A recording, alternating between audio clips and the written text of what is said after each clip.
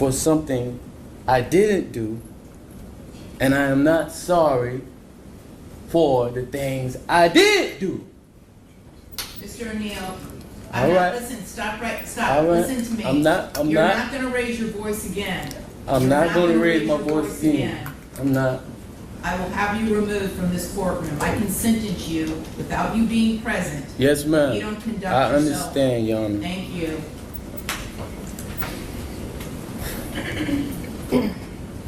But I will say, I'm sorry for your loss. 19 years I've been at this job. I've seen human beings killed at the hands of others in every way imaginable. You name it, I've seen it. Shootings, stabbings, drownings, suffocatings, blown apart by cars, some DUI manslaughter cases, horrible things. This is the worst case I have ever seen as far as the facts go.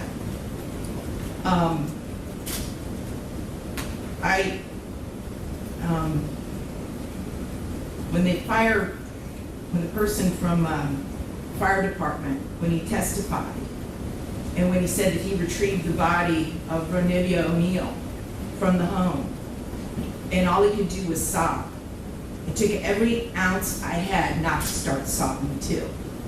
Because there is no way any person with any feeling could have witnessed or seen the photos of what occurred that night and not be haunted for the rest of your life. I know I will be.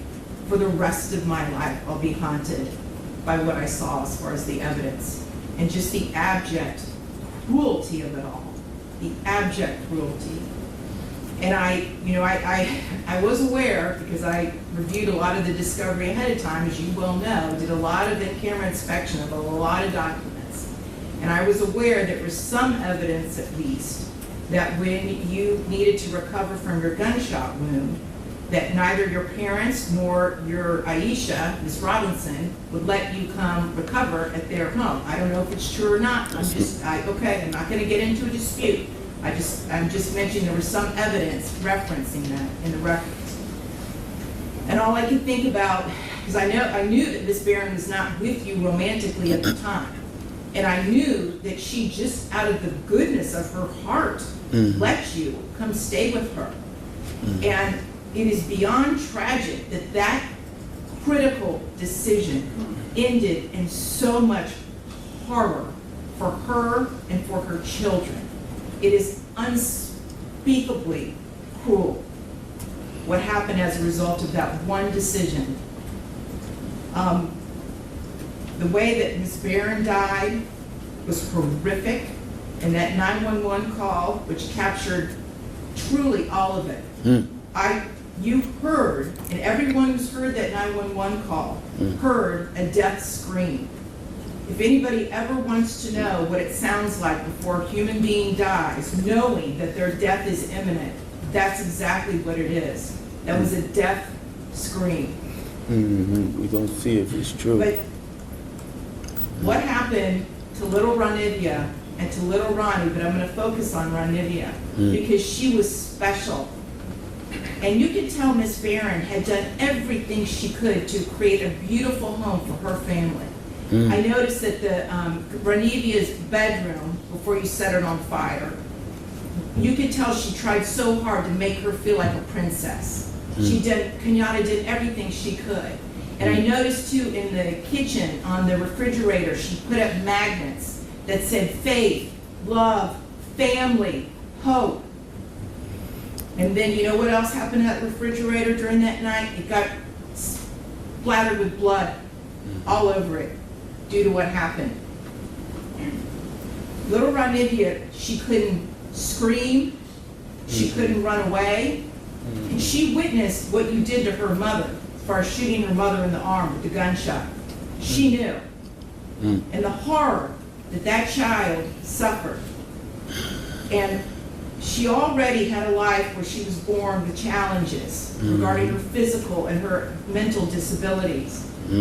But the pain and suffering that she suffered that night at your hands, unspeakable, absolutely unspeakable.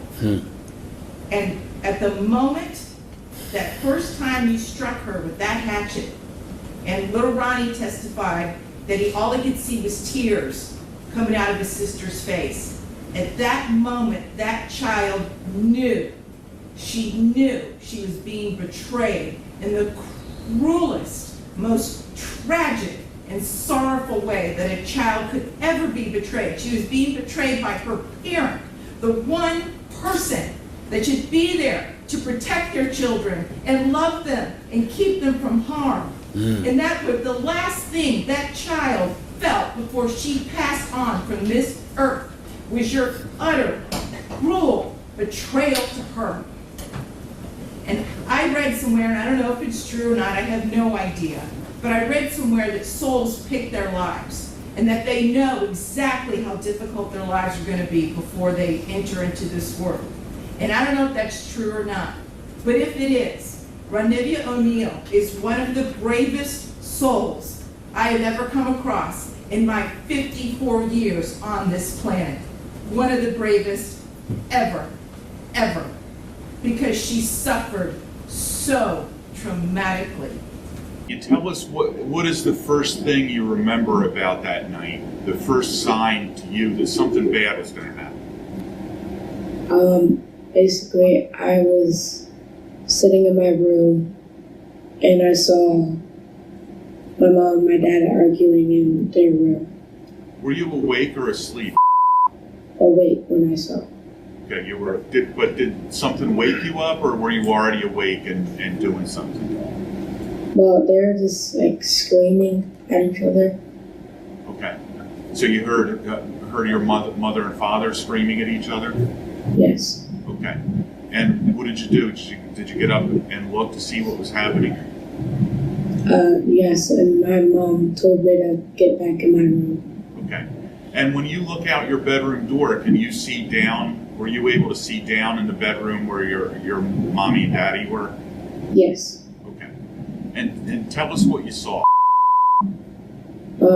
I just saw my dad holding a shotgun and my mom screaming at him, and they were just fighting. Had you ever seen that shotgun before? Yes. Where had you seen the shotgun? Under the bed. All right, you guys, this story is so sad and so horrific. Just to sum it all up, even though you just seen all that, but apparently he got shot and his father wouldn't let him stay at the home, or another family member didn't let him stay at the home. So the woman he used to be with allowed him to come and stay at her home. Even though they wasn't together, she just was being nice to him. Sometimes we women just be a little bit too nice, and we have to really watch that. But he was angry because he wanted them to convert to Islam or Islamic. And I suppose the mother really wasn't having that. So they argued because this is not what she wanted.